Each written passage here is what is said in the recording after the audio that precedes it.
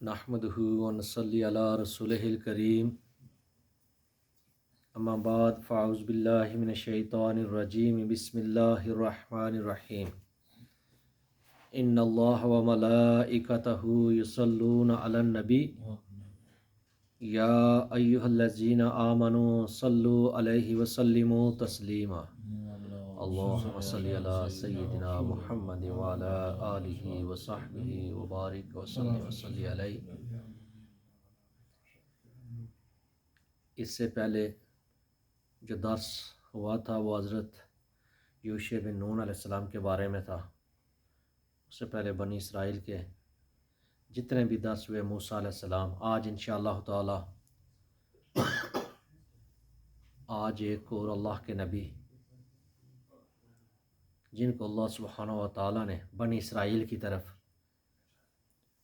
بھیجا کہ تاکہ وہ بنی اسرائیل کی رہنمائی کر سکیں، ان کا ذکر کیا جائے گا، حضرت الیاس علیہ السلام۔ کیونکہ بنی اسرائیل میں اللہ سبحانہ و تعالیٰ نے بے شمار انبیاء بھیجے، اتنے انبیاء کسی اور قوم کی طرف نہیں آئے جتنے بنی اسرائیل کی طرف آئے۔ تو انبیاء کا اتنا زیادہ آنا ان کی کوئی خوبی نہ تھا، اگر کہیں کہ ان کی یہ بہت بڑی خوبی تھی کہ ان کے پاس ایک کے بعد انبیاء آتے رہے، کیونکہ وہ ایسی ایک قوم تھی کہ تھوڑا سا اگر وقفہ ہو جاتا تو وہ سب کچھ بلا دیتے، اس راستے ہی سے ہٹ جاتے تھے۔ جیسے جب موسیٰ علیہ السلام کو طور پر گئے تو کچھ دن کا ہی وقفہ پڑا تھا، حالانکہ حضرت ہارون علیہ السلام کو وہ پیچھے چھوڑ کے گئے تھے ان کی رہنمائی کے لیے، لیکن کیا کیا اس قوم نے؟ پیچھے بچڑے کی پوجا شروع کر دی، شرک میں مبتلا ہو گئے۔ تو اسی طرح وقفے کے ساتھ تھوڑے تھوڑے وقفے میں اللہ سبحانہ و تعالیٰ ان کے پاس انبیاء بھیجتے رہے، کیونکہ وہ راہ راست سے ہٹ جاتے تھے۔ تو جب یوشع بن نون کہتے ہیں، انہیں کو حضرت حزقیل علیہ السلام بھی کہتے ہیں، بعض کہتے ہیں حزقیل علیہ السلام ایک الگ اللہ کے نبی تھے۔ ان کی وفات کے بعد بنی اسرائیل نے پھر سے انہیں برائیوں میں، جو ان کے پہلی برائیاں تھیں، وہ انہیں برائیوں میں مبتلا ہو گئے، راہ راست سے ہٹ گئے۔ جو اللہ سبحانہ و تعالیٰ کا جو پیغام تھا، جو ان کے پاس ہدایت تھی، موسیٰ علیہ السلام کی جو شریعت ان کے پاس تھی، انہوں نے وہ سب کچھ چھوڑ دیا۔ کہتے ہیں کہ لوگ بت پرستی میں ملوث ہو گئے۔ اس وقت چھوٹے چھوٹے علاقوں کے بادشاہ ہوا کرتے تھے۔ آج کے حساب سے تو اگر آبادی کا حساب لگایا جائے تو شہر کی آبادی تو آج بہت زیادہ ہے۔ تو علاقہ جو ہوتا تھا چھوٹا سا، اس کا ایک بادشاہ ہوتا تھا، جو کام بادشاہ کرتا وہ لوگ اسی کی پیروی کرتے۔ تو کہتے ہیں کہ حتیٰ کہ بت پرستی اتنی عام ہو گئی کہ جو بتوں کی پوجا نہ کرتا، جو ان کی بات نہ مانتا، اس کو قتل کر دیا جاتا۔ تو پھر اللہ سبحانہ و تعالیٰ نے حضرت الیاس علیہ السلام کو نبی بنا کر ان کے پاس بھیجا۔ آپ کو بنی اسرائیل کی طرف نبی بنا کر بھیجا گیا، لیکن جن لوگوں کی طرف بھیجا گیا وہ لوگ بت پرست تھے، بال نامی ایک بت کی وہ پوجا کرتے تھے۔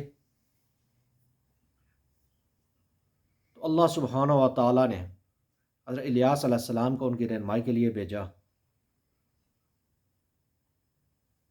تو موجودہ دور کے اندر آج کا جو لبنان ہے وہ علاقہ اس میں آتا ہے۔ اس وقت اس کو بلاد الشام، یہ شام کے علاقے تھے، فلسطین تک جتنے بھی علاقے ہیں آج، جتنے بھی وہ چھوٹے چھوٹے ملک بن گئے، یہ سارے شام کے علاقے تھے۔ تو زیادہ تر جو انبیاء آئے انہی علاقوں میں آئے۔ تو وہ لوگ وہ بلبک ایک شہر تھا جس کے رہنے والے تھے، لیکن انہوں نے ایک بت جو سونے کا بنایا ہوا تھا، بہت ہی بڑا بت تھا یہ، کہ بعض کہتے ہیں کہ اس کی لمبائی تقریباً کوئی 20 گز تھا، یہ سونے کا بنا ہوا تھا۔ 400 جو بندہ تھا، جو ملازم تھا اس بت کے آگے جو کام کرنے والے تھے، وہ 400 تھے تقریباً۔ تو جتنے بھی بادشاہ تھے جو چھوٹے چھوٹے علاقوں پر جن کا قبضہ تھا، تو وہ اسی بت کی پوجا کرتے تھے، یہی سب سے بڑا بت تھا یہ بال نامی۔ بعض کہتے ہیں کہ یہ ایک عورت کا بت تھا جس کی پوجا کی جاتی، چڑھاوے چڑھائے جاتے، تو ایک مخصوص دن رکھا جاتا تھا، جو لوگ اکٹھے ہوتے، وہ ایک میلہ سا لگتا، تو اپنی قربانیاں جو ہوتی وہ پیش کرتے۔ تو بعض دفعہ تو ایسے خاص موقع بھی تھے کہ جب وہ انسانوں کی قربانی پیش کرتے، انہوں نے اللہ سبحانہ و تعالیٰ کا جو پیغام تھا وہ سارا کا سارا بلا دیا، وہ سارے اس طرف لگ گئے۔ تو الیاس علیہ السلام جب آئے تو لوگوں کو دین کی دعوت دینا شروع کی۔ تو کہتے ہیں کہ احاب نامی ایک بادشاہ تھا، شروع میں وہ الیاس علیہ السلام کے ساتھ ہی تھا، وہ بت پرستی نہیں کرتا تھا۔ باقی جو آگے پیچھے بادشاہ تھے وہ سارے اس بت کی پوجا کرتے، شرک کرتے، لیکن وہ جو بادشاہ تھا وہ نہ کرتا تھا۔ پھر ہوا کیا کہ جب اس کی شادی ہوئی ایک بادشاہ کی بیٹی سے، اس کا نام ایزابل تھا، جب اس لڑکی سے شادی ہوئی تو وہ لڑکی بت پرست تھی، وہ جو شہزادی تھی وہ بت پرست تھی۔ بعض دفعہ ایسا بھی ہوتا ہے کہ بندہ خود تو برا نہیں ہوتا، لیکن جن کے ساتھ اس کے تعلق ہوتے ہیں آہستہ آہستہ وہ تعلق ہی اس کو اس برائی میں لے کے چلا جاتا ہے۔ یہ آج کی بات نہیں، ہر دور کی شروع سے یہ باتیں آئی، جہاں بھی طاقت ہوتی ہے ظلم و زیادتیاں ہوتی ہیں۔ تو جب اس بادشاہ نے اس لڑکی سے شادی کی، اس دوسرے بادشاہ کی بیٹی سے شادی کی، کیونکہ وہ شادیاں ایسے کرتے تھے تاکہ طاقت میں اضافہ ہو جائے۔ آج بھی جو بڑے لوگ ہوتے ہیں وہ خاندانوں کو نہیں دیکھتے، وہ چاہتے ہیں کہ اگر ہم اپنے بیٹے کی شادی کرنی ہو، کوئی ایسا خاندان ہو جس کے پاس طاقت ہو، اگر ہم طاقتور ہیں تو کسی طاقتور کے ساتھ جا کے جڑیں تاکہ ہماری طاقت میں اور زیادہ اضافہ ہو جائے۔ اگر بیٹی کی شادی کرنی ہو تو انہیں یہ نہیں ہے کوئی اچھا چاہیے، کوئی نیک سیرت بندہ چاہیے، کوئی ایماندار چاہیے، وہ سب کچھ پیچھے چھوڑ دیتے ہیں۔ وہ بھی اس وقت دیکھتے ہیں کہ ہاں اس خاندان کے ساتھ اگر ہمارا رشتہ جڑ گیا تو ہماری طاقت میں اور اضافہ ہو جائے گا، اگر ہم مالدار ہیں، پیسے والے ہیں، تو یہ بھی پیسے والے ہیں، اگر ہمارے پاس دوسرے طریقے سے طاقت ہے تو یہ پھر دیکھیں گے خاندان کو۔ تو یہی حالات تھے شروع میں بھی، جب بادشاہ بھی شادی کرتے کسی بادشاہ کی بیٹی کے ساتھ کرتے تاکہ اگر کوئی دوسرا بادشاہ ان پر حملہ آور ہوتا تو وہ بادشاہ ان کی مدد کے لیے آ سکتا تھا، ان کی طاقت میں اضافہ ہوتا تھا۔ پھر شہرت ہوتی تھی کہ اس بادشاہ نے اس بادشاہ کی بیٹی سے شادی کی ہے، اس کے بیٹے نے اس سے شادی کی، تو دوسرے نہیں پاس آتے تھے جن کی طاقت کم ہوتی تھی۔ تو ہوا کیا، جب اس نے شادی کی تو وہ جو بادشاہ کی بیٹی تھی وہ بت پرست تھی۔ کہتے جو بال نامی بت تھا یہ کوئی ایک بت نہ تھا، یہ بہت بڑا بت تھا، لیکن اس کے لوگوں نے آگے اور بت بنائے ہوئے تھے جس کی وہ پوجا کرتے تھے۔ اب جو وہ آئی بادشاہ کے گھر میں، اس کی بیوی بن کر آئی، تو وہ اپنے ساتھ بت بھی لائی، کہ وہ بادشاہ اس وقت تک رائے راست پر تھا، وہ بت پرستی نہیں کرتا تھا۔ اب اس کی محبت میں جب وہ بت ساتھ لائی، اب ملکہ تھی جو اپنے ماننے اس کے ماننے چاہنے والے تھے، ان کو بھی اس نے بت پرستی کی دعوت دی۔ تو کون نہیں چاہتا، اگر کوئی بادشاہ ہو، ہر کوئی چاہتا ہے کہ بادشاہ کے پاس اس کے ساتھ اس کا تعلق ہو، جو بادشاہ کے ہے اس کی بات مانی جائے۔ تو ان لوگوں نے اس کی بات ماننا شروع کی، وہ بھی آہستہ آہستہ بت پرستی میں ملوث ہونا شروع ہو گئے۔ جو بت پرستی نہ کرتا اس کو سزائیں دی جاتی، سخت تکلیفیں دی جاتی اور ان کو قتل کر دیا جاتا۔ موجودہ دور کا دیکھ لو، آج کے، حالانکہ الحمدللہ ہم سب مسلمان ہیں، اتنی آزادی بھی ہے، بادشاہت بھی نہیں ہے۔ اگر بادشاہ ہو تو کوئی کہے کہ اب بادشاہ کا حکم ہے، یہی قانون ہے، لیکن اس کے باوجود اگر کوئی سیدھے راستے پر چلنا چاہے، حق و سچ کی کوئی بات کرنا چاہے، تو اس کے لیے کتنی تکلیفیں کھڑی کر دی جاتی ہیں، اس کا جینا مشکل کر دیا جاتا ہے، ہزاروں الزام اس پر لگا دیے جاتے ہیں۔ اس وقت کا کیا عالم ہوا ہوگا؟ تو جو نہ مانتا اس کو قتل کر دیا جاتا۔ تو حضرت الیاس علیہ السلام نے اس بادشاہ کو جب تبلیغ کی کہ دیکھو یہ جو کام اب تم نے کرنا شروع کیا یا تمہاری بیوی نے کرنا شروع کیا، لوگوں کو جس کام کی طرف آپ راغب کر رہے ہو، یہ تو انتہائی غلط ہے۔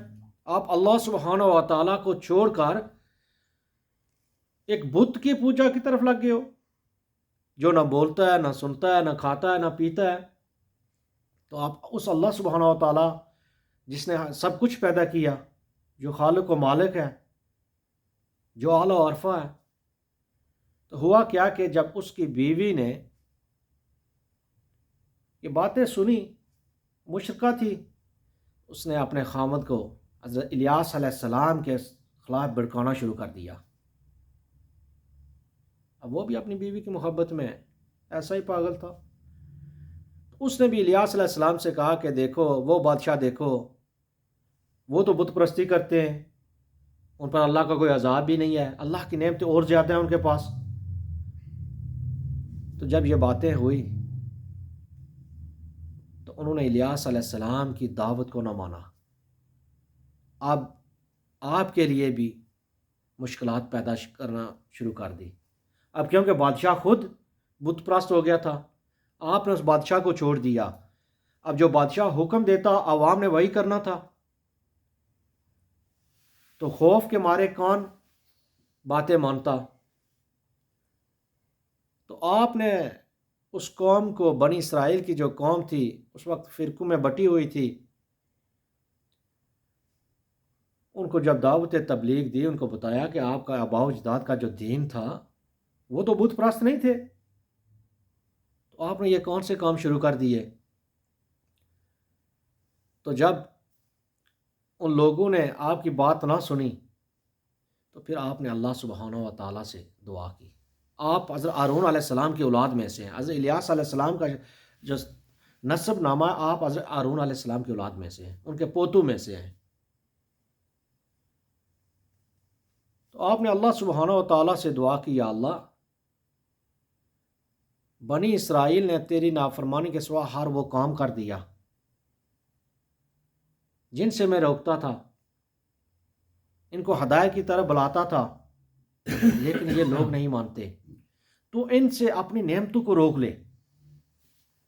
اب اللہ کے نبی دعا کر رہے ہیں۔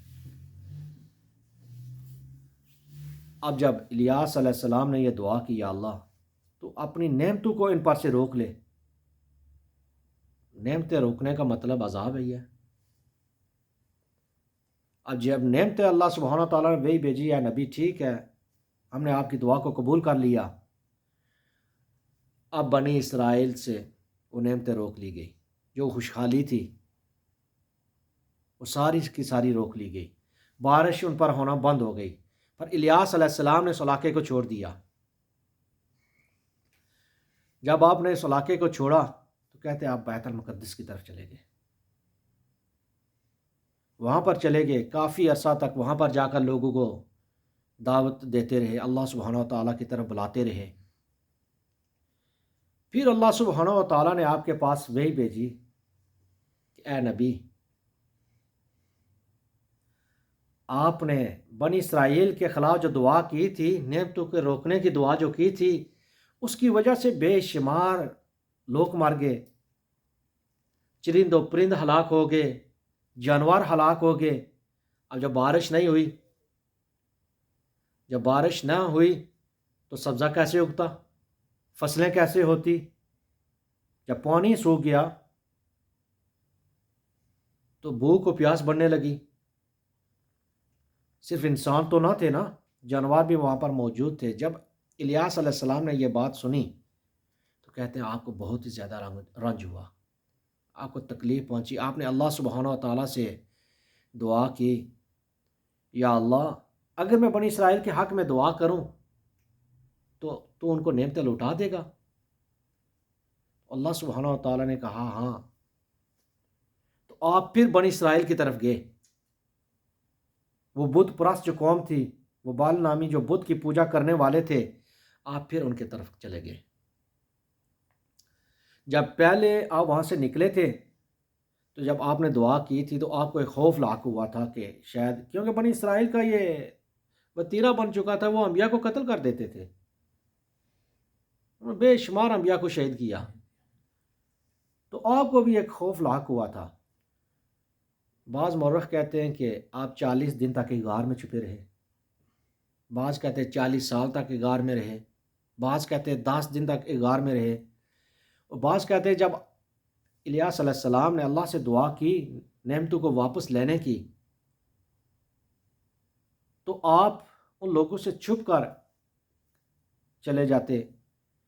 تو جو بنی اسرائیل کے لوگ تھے نا، وہ جب کسی کے گھر میں جاتے تو وہاں پر روٹی پاتے تو کہتے وہ خوشبو سونگھ لیتے کہ یہاں الیاس علیہ السلام آئے ہوں گے،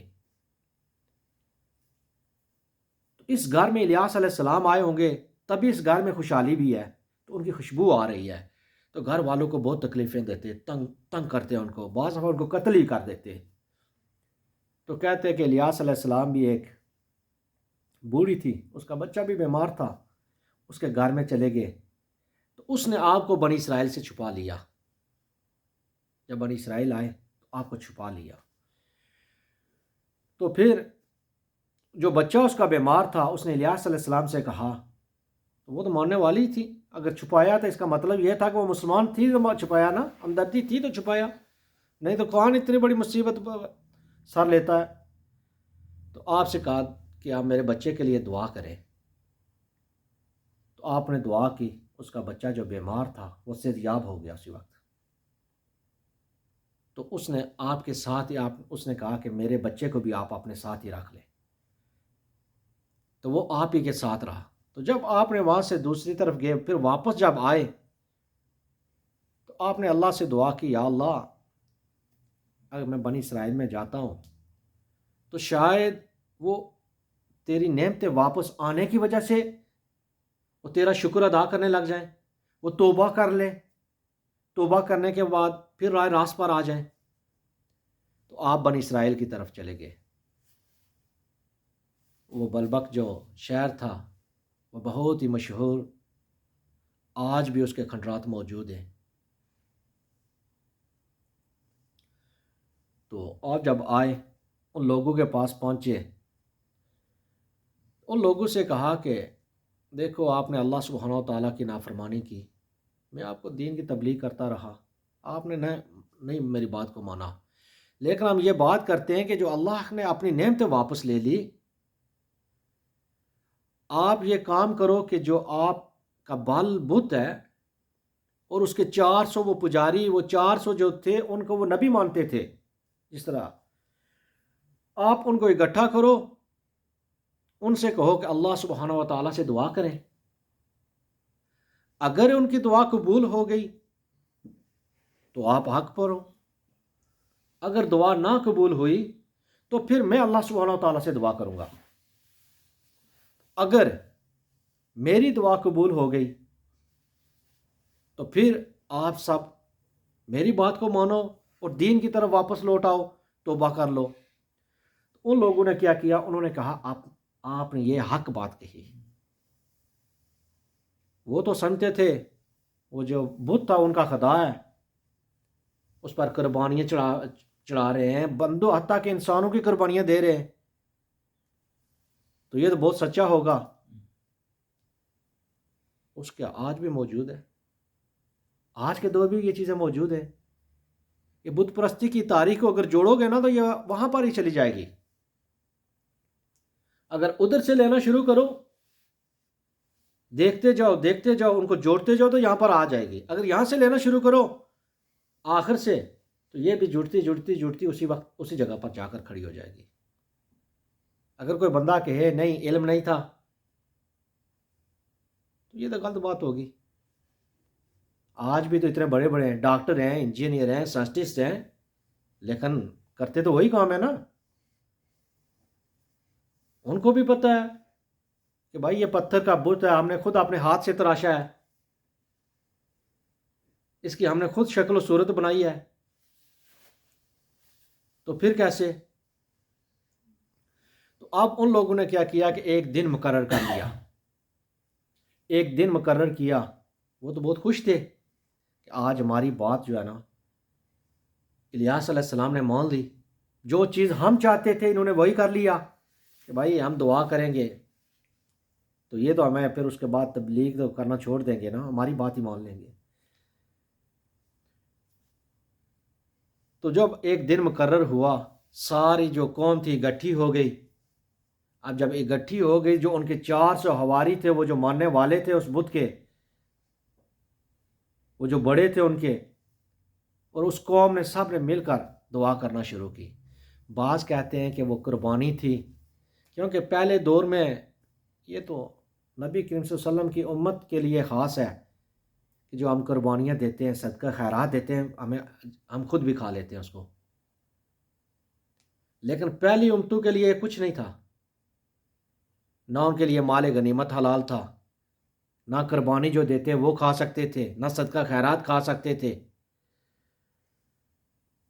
تو اس وقت جب قربانی دی جاتی تھی تو جس کی قربانی قبول ہوتی تھی اس کی پہچان یہ تھی، اللہ سبحانہ و تعالیٰ کی طرف سے ایک آگ آتی اور اس قربانی کو جلا دیتی، تو وہ یہ سمجھتے کہ یہ ہماری قربانی قبول ہو گئی۔ اب جس کی قبول نہ ہوتی، وہ قربانی کا جانور ایک مقررہ جگہ جو ہوتی تھی ان کے وہاں پر رکھتا، تو اگر آگ نے اس کو نہ کھایا تو ان کو پتہ چل جاتا تھا کہ اس میں کچھ کھوٹ ہے، کوئی چیز باقی رہ گئی، یہ قربانی قبول نہیں ہوئی۔ تو یہی مسئلہ ہوا، ان لوگوں نے کیا کیا کہ اپنی قربانی وہ سارے مل کر دعا کرنے لگے اور اپنی قربانی جو تھی وہ وہاں پر پیش کر دی۔ جب پیش کی، صبح سے شام تک کہتے ہیں کہ وہ دعا میں مشغول رہے۔ دعا قبول کیسے ہوتی؟ وہ بت ان کا تھوڑا سنتا تھا۔ تو جب صبح سے شام ہو گئی، وہ جو قربانی انہوں نے پیش کی وہاں کی وہاں ہی رہ گئی۔ اب انہوں نے الیاس علیہ السلام سے کہا کہ آپ اللہ سبحانہ تعالیٰ اپنے رب سے دعا کیجئے، ہم نے تو کر کے دیکھ لیا، آپ خود کریے، تو اگر آپ کی دعا قبول ہو گئی تو ہم آپ پر ایمان لے آئیں گے۔ اب الیاس علیہ السلام نے اللہ سبحانہ و تعالیٰ سے دعا کی، جب دعا کی تو ایک آگ آئی اور اس قربانی کا جو جانور تھا اس کو جلا دیا۔ جب جلا دیا تو اب ان لوگوں نے جو وعدہ کیا تھا پھر اسے مکر گئے۔ تو ایک روایت کے مطابق ہے کہ جب الیاس علیہ السلام نے بنی اسرائیل سے کہا کہ آؤ اگر آپ سچے ہو تو اپنے رب کے آگے دعا کرو، اگر آپ کی دعا قبول ہو گئی، اللہ سبحانہ و تعالیٰ نے بارش نازل کر دی، وہ نعمتیں لوٹا دی، تو آپ حق پر ہو، نہیں تو میں دعا کروں گا، اگر میری دعا قبول ہو گئی تو آپ ایمان لے آؤ۔ انہوں نے کہا ٹھیک ہے، تو وہ صبح سے شام تک کرتے رہے لیکن کوئی دعا نہ قبول ہوئی۔ پھر جب الیاس علیہ السلام نے دعا کی، یا اللہ بنی اسرائیل کو معاف کر دے، جس طریقے سے انہوں نے دعا کی، اب ہوا کیا کہ آسمان پر سمندر کی طرف سے ایک بادل اٹھا، آسمان پر بادل چھا گئے، دیکھتے ہی دیکھتے وہ بارش برسنا شروع ہو گئی۔ کہتے ہیں بارش جب برسی وہ جو پانی تھا ان کا ختم ہو گیا تھا، ان کے اللہ سبحانہ تعالیٰ نعمتیں واپس لے لی تھی، ان کی زمینیں زرخیز ہو گئی، فصلیں اگنا شروع ہو گئی۔ اب ان لوگوں نے جو وعدہ کیا تھا پھر انہیں وعدہ خلافی کر دی۔ انہوں نے کہا نہیں، ہم تو آپ کو نہیں مانتے، ہم تو آپ کو نہیں مانتے۔ اور بعض کہتے ہیں کہ بے شمار ایسے تھے بنی اسرائیل کے جو آپ پر ایمان لے آئے، پھر وہ آپ کے خلاف ہوئے، آپ چلے گئے، پھر اللہ سبحانہ و تعالیٰ نے وہ جو بادشاہ تھا، پھر اس کو کچھ عرصے کے بعد موت دی، اس کے بعد دوسرا بادشاہ آیا، جو اس کی بیوی تھی، جو بت پرست، جس نے وہ بت ساتھ لایا تھا اور لوگوں کو بھی اس بت کی پوجا کی طرف راغب کیا تھا۔ ادریس علیہ السلام نے کہا کہ آپ دیکھو گے اس کی موت کیسے ہوگی، اور کتے اس کے خون کو چاٹیں گے۔ تو کچھ عرصے کے بعد کہتے ہیں کہ وہ کھڑی تھی اپنے محل میں، باہر کا نظارہ کرنے کے لیے کھڑکی میں کھڑی تھی، اسی کے ملازم جو تھے ان میں سے کسی نے اس کو دھکا دیا، وہ نیچے گری۔ جب اوپر سے نیچے گری تو وہاں پر وہ نیچے گرتے ہی مر گئی۔ اب اس کا جو خون نکلا، پھر کتے آئے، کتوں نے اس کو جو جس طریقے سے الیاس علیہ السلام نے کہا تھا اسی طریقے سے ہوا۔ تو پھر جب وہ دوسرا بادشاہ آیا تو الیاس علیہ السلام نے اس کو دین کی تبلیغ کی، تو وہ راہ راست پر آ گیا۔ اس بادشاہ کی وجہ سے کہتے ہیں پھر بنی اسرائیل کے سارے نہ سے تھوڑے سے چھوڑ کر باقی سارے لوگ مسلمان ہو گئے، وہ اللہ کی عبادت کی طرف واپس مڑ گئے۔ پھر جتنا عرصہ الیاس علیہ السلام ان میں رہے، ایک روایت میں ہے کہ الیاس علیہ السلام پھر جب وہ دین کی طرف آئے، پھر کچھ عرصے کے بعد وہ لوگ ایسے ہی تھے، پھر انہوں نے دین کو چھوڑ دیا۔ تو الیاس علیہ السلام نے اللہ سبحانہ تعالیٰ سے دعا کی، یا اللہ میں ان لوگوں میں نہیں رہنا چاہتا، تو مجھے ان لوگوں سے نجات دے دے۔ تو اللہ سبحانہ و تعالیٰ نے الیاس علیہ السلام کے پاس وحی بھیجی اور بتایا کہ فلاں مقام کی طرف چلے جاؤ، جب اس طرف جاؤ گے جو چیز پہلے آئے گی اسی پہ سوار ہو جانا۔ تو آپ کے ساتھ وہ لڑکا جو اس بوڑھی عورت کا تھا جس کے لیے آپ نے دعا کی تھی، وہ بھی آپ ہی کے ساتھ تھے، وہ آگے چل کر نبی بنے۔ جب ہم وہاں پر پہنچیں گے تو ان کا بھی ذکر ہوگا۔ تو کہتے آپ جا رہے تھے تو ایک ناری گھوڑا، آگ کا گھوڑا آپ کی طرف آیا، آپ اس پر سوار ہو گئے اور چلے گئے۔ اب وہ پیچھے سے پکارنے لگے الیاس علیہ السلام کو کہ آپ کہاں جا رہے ہیں، میرے لیے کیا حکم ہے، لیکن آپ نے کوئی جواب نہ دیا۔ تو بعض کہتے ہیں کہ الیاس علیہ السلام، اسرائیلی روایات موجود ہیں کہ جس کے بارے میں نہ تو ہم کہہ سکتے ہیں یہ صحیح ہے، تو نہ ہم کہہ سکتے ہیں کہ یہ غلط ہے۔ قرآن و حدیث سے تو ایسا کچھ ثابت بھی نہیں۔ عیسیٰ علیہ السلام کو اللہ سبحانہ تعالیٰ نے آسمان پر اٹھا لیا، یہ تو موجود ہے، لیکن الیاس علیہ السلام کے بارے میں ایسا کچھ بھی نہیں موجود، یا ہم کہیں کہ آپ کا ذکر 2 بار قرآن مجید میں آیا۔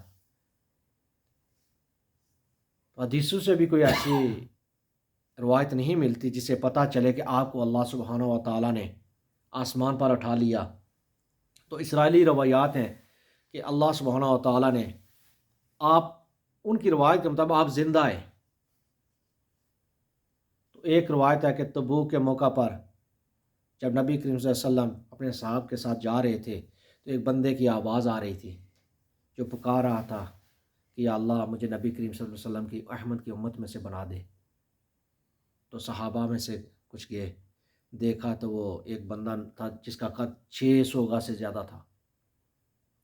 اب حدیث شریف ہے، نبی کریم صلی اللہ علیہ وسلم نے فرمایا کہ جب آدم علیہ السلام کو اللہ سبحانہ و تعالیٰ نے پیدا کیا تو وہ 60 ہاتھ تھے۔ تو ہم یہ کیسے مان لیں پھر اس چیز کو بھی؟ تو اس کے بعد جتنی بھی امت ہے آدم علیہ السلام کی اولاد کا، اس کا قد کم ہوتا گیا، بڑھتا نہیں، اس سے بڑا نہیں ہے۔ تو وہ پکار رہے تھے، تو پھر صحابہ میں سے کچھ گئے، تو انہوں نے جا کر پوچھا، تو انہوں نے بتایا،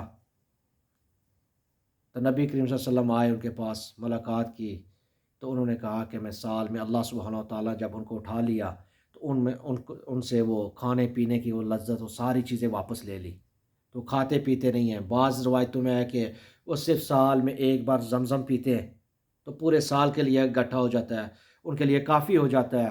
پھر وہ بیت المقدس میں حضرت خضر علیہ السلام اور الیاس علیہ السلام ملتے ہیں سال میں ایک بار، اور بعض روایتوں میں ہے کہ آپ حج کے موقع پر ملتے ہیں، حج کرتے ہیں۔ تو وہ اس روایت میں ہے کہ آپ جو پھر نبی کریم صلی اللہ علیہ وسلم کے ساتھ آپ کی ملاقات ہوئی، آپ بیٹھے، آسمان سے ایک اللہ سبحانہ و تعالیٰ نے جنت سے کھانا بھیجا، وہ آپ نے کھانا کھایا۔ تو یہ ساری، اس کی کوئی تصدیق بھی نہیں ہے اور تکذیب بھی نہیں ہے۔ کچھ روایتیں اسرائیلی روایات ہیں، ان کی کتابوں سے ملتی ہیں، تو ہم ان کو سچ یا جھوٹ کچھ بھی نہیں کہہ سکتے۔ تو علم کی حد تک یہ تو چیزیں ٹھیک ہے، ہم یہ مان لیں کہ الیاس علیہ السلام آج بھی زندہ ہیں، وہ آتے ہیں زمزم پیتے ہیں، اس کا بھی کوئی پتہ نہیں ہے۔ لیکن جہاں تک قرآن و حدیث کا تعلق ہے، آپ کا ذکر جو آیا ہے وہ انبیاء میں آپ کا ذکر آیا، ایسی قوم کے لیے بل نامی بت کا ذکر آیا ہے۔ اللہ سبحانہ و تعالیٰ نے قرآن میں یہ ذکر کیا ہے کہ الیاس علیہ السلام کو اس قوم کی طرف بھیجا گیا جو بل نامی بت کی پوجا کرتے تھے۔ واللہ عالم۔ اللہ تعالیٰ سے دعا ہے کہ اللہ ہمیں توفیق دے کے جو کچھ حق و سچ ہے اس پر چلنے کی توفیق دے اور اس پر عمل کرنے کی بھی توفیق دے۔ میں اسی پر ختم کرتا ہوں، ما الا البلاغ المبین۔